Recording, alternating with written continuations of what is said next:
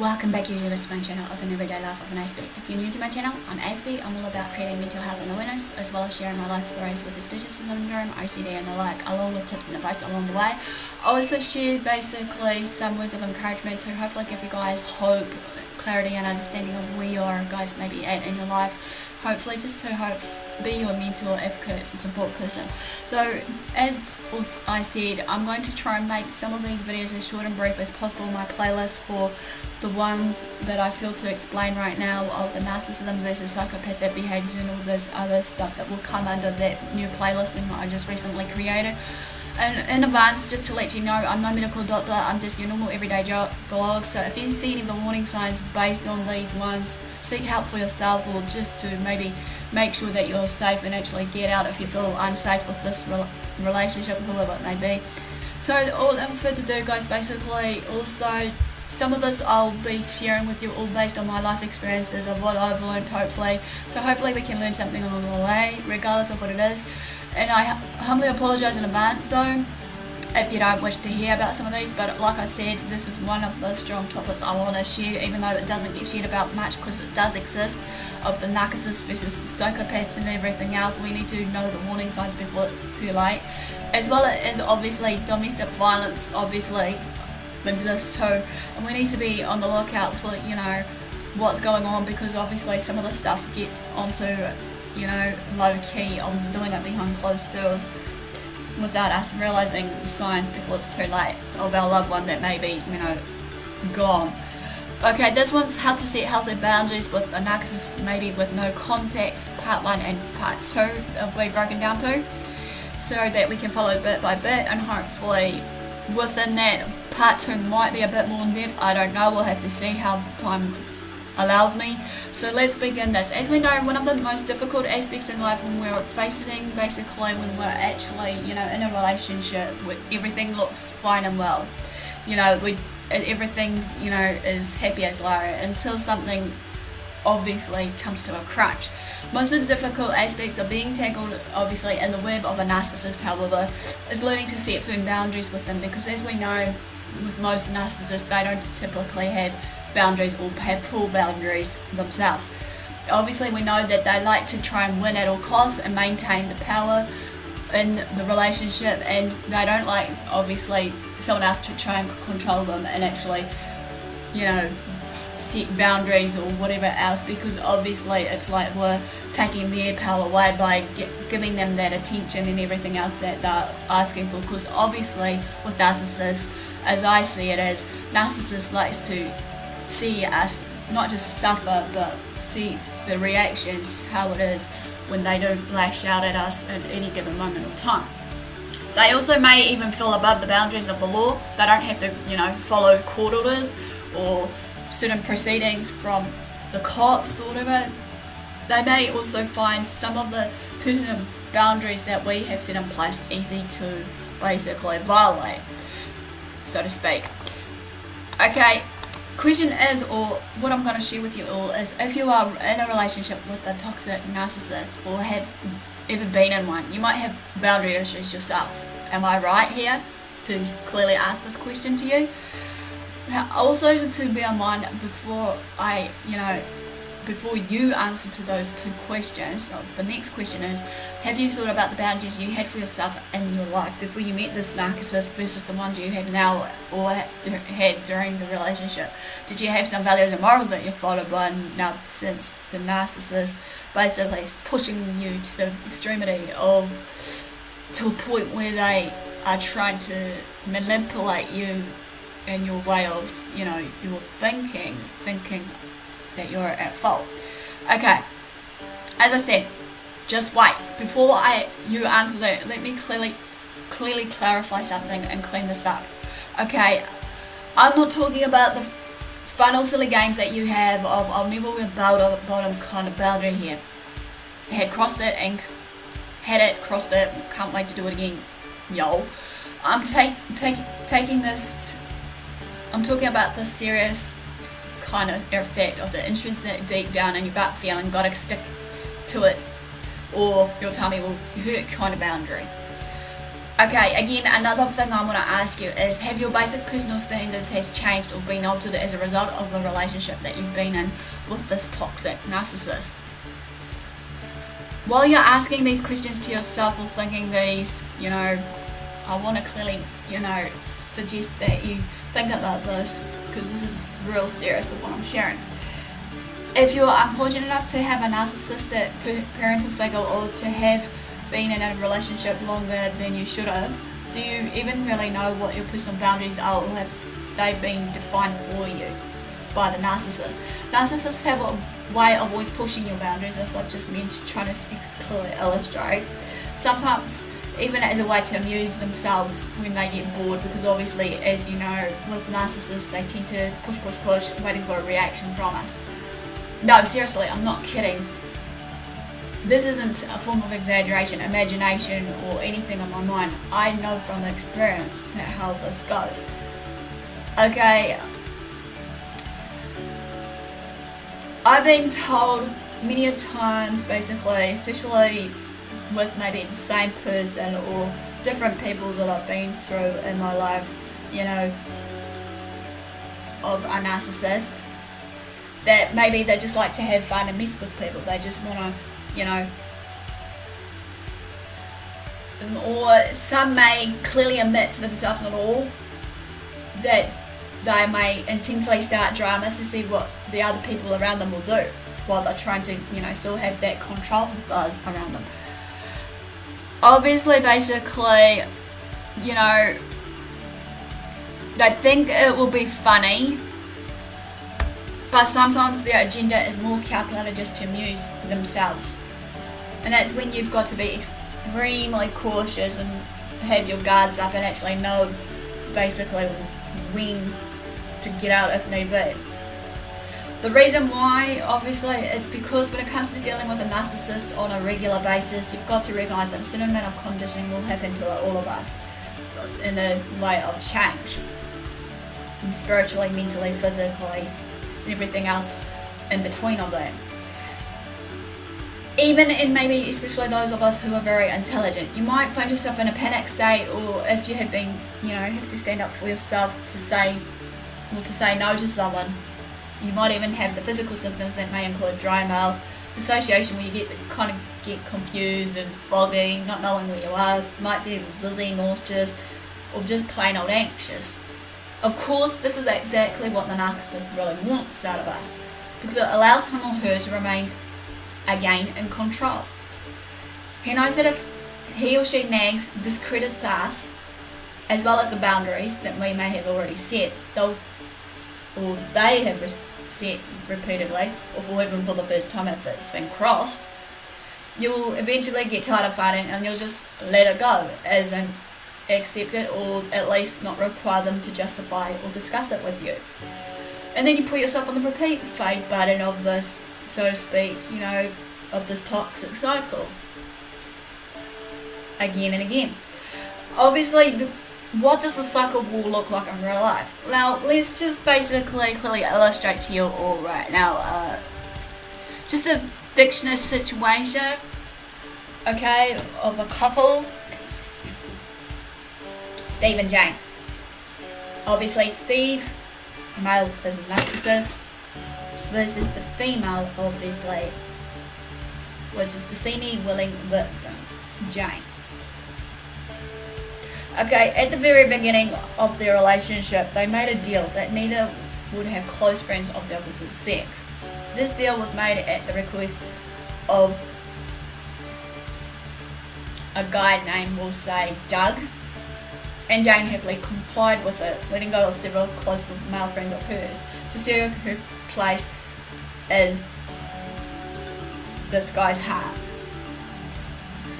Many years later, however, this guy Doug suddenly begins several new friendships with ladies at his office, and then within the couple's shared social circles. This doesn't sit well with Jane, who has constantly avoided friendships with the opposite sex since the boundary was set by Doug in the very beginning.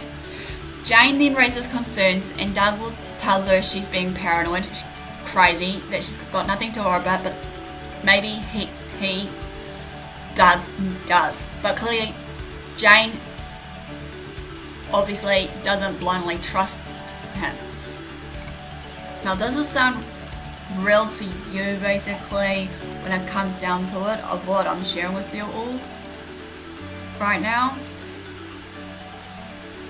Because it sure as hell does, obviously. Anyway, instead of attempting to soothe Jane's fears, Doug plays them up and makes Jane feels like she's worthless, and this continuation of manipulation and gaslighting makes her even afraid of asking about any of his choices ever. At least he unleashes a fury or anger or what have you that only a narcissist can. The narcissistic injury and the narcissist rage one-two punch. So, to clearly illustrate here is just to gain this better understanding. Doug, the narcissist, oversteps Jane's personal boundary line. 2, Jane completely complains, resists, or refuses. 3, Doug pushes, pleads, prods, discredits, and pressures until Jane gives in and accepts the overstep of the boundary line. 4, she redefines her boundary and says something like, okay, fine, you can have male friends, female friends, excuse my writing, but I better never find you hanging out with one alone on your own. 5, Alice weeks days later, when she catches the narcissist doing or not doing what she asked him to do or not do, she obviously confronts him again, reminding him of the previously crossed and redefined boundary. 6, rinse and repeat. Obviously, the cycle will go back through these steps that I just mentioned. Now, the question you may be asking is, how do you set a relationship boundary line with a narcissist? Let's talk about this for a minute.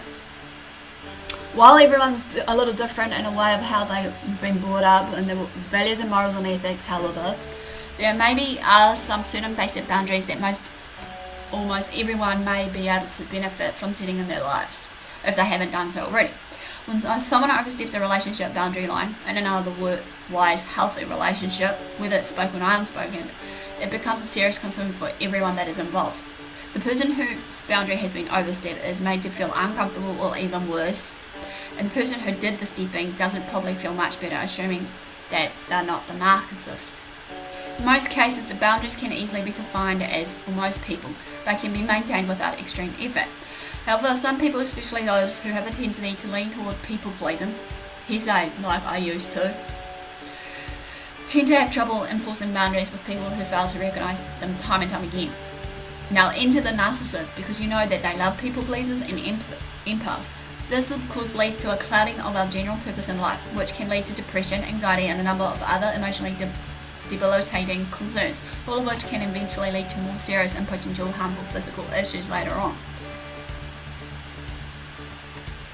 So what can you do if you're stuck in a relationship with a boundary busting narcissist? I suggest you try the grey rock rule, which I'm hoping to basically maybe illustrate more in part 2, but I'll try and share it as brief as possible. Well, I can repel on this one. While many relationships have the capacity to become good for you, those with toxic narcissists are generally ill-fated. So the fact is that every relationship needs boundaries if you personally want to stay healthy, like anybody. One of the simple ways to find what a relationship boundary looks like. Here, think about it this way to illustrate to you all. There are certain things you discuss with your best friend that you never discuss with your child or mother, right? If any of your relationships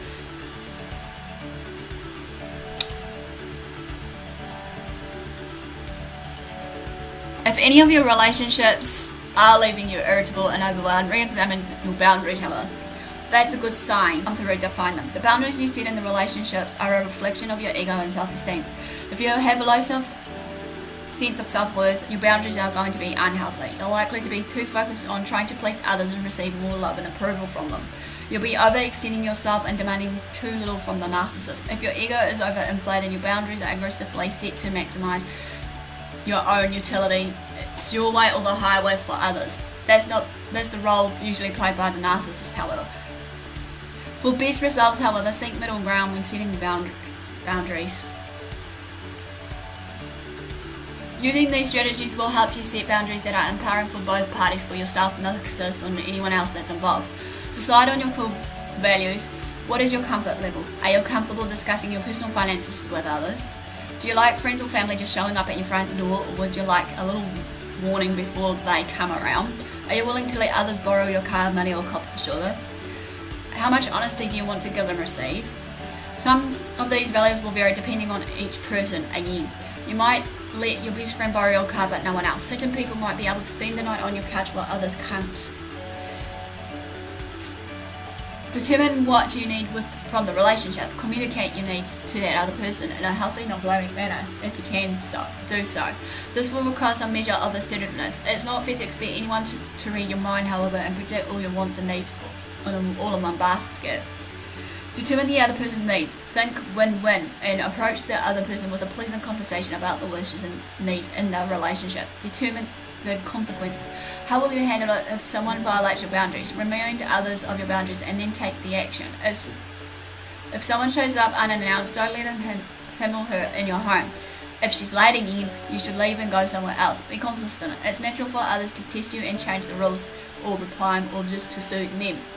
It's important to be consistent or you won't be able to be taken seriously. Follow through and keep to your word, however. One slip into your old patterns and you'll probably have a battle on your hands. Be prepared to let go if need be. It's likely that some individuals will keep on behaving the same way, regardless of your efforts of what you've done to try and set these boundaries.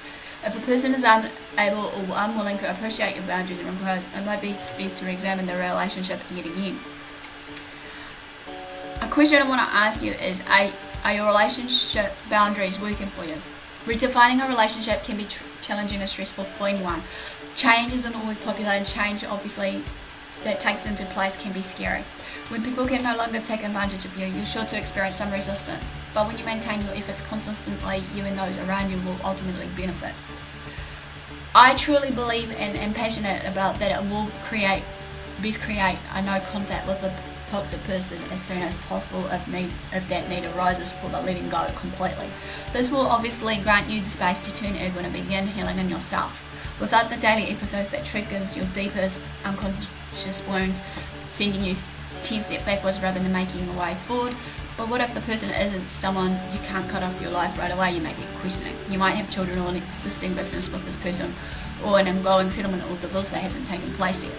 Or in another case of a family member, there may be someone who is close to other family members and are present in family gatherings. Or they could be a colleague at work, someone in your friendship circle, or even a neighbour, which could mean changing a bit of part of your life in order to remove yourself from them. Whatever the case may be, there are many of us that may have to deal with the narcissist indefinitely at one point or another in our lives. And it is for that reason I think it's very important to know how to deal with them. Obviously, basically, that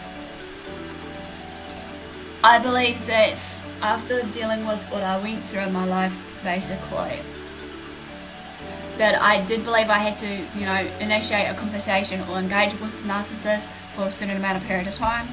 But then, in saying this, they don't disturb my way of being and they don't stop anything I am generating or creating in my life.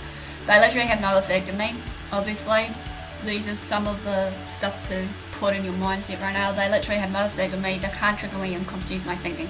They don't play on my insecurities to hook me or engage into their games. They don't appeal to my vulnerabilities, leaving me thinking I need them in any shape or form. When around them, I don't have to dumb down, hide out, or change anything about myself. I can be myself when I'm not around this person. They simply don't and can't enforce any hold over me anymore. And what I am going to share next in the second part of the article, obviously, is all about this, of the no contact isn't possible to exist with a narcissist, whereby you and the abuser may as well be living in two separate universes. This is the goal.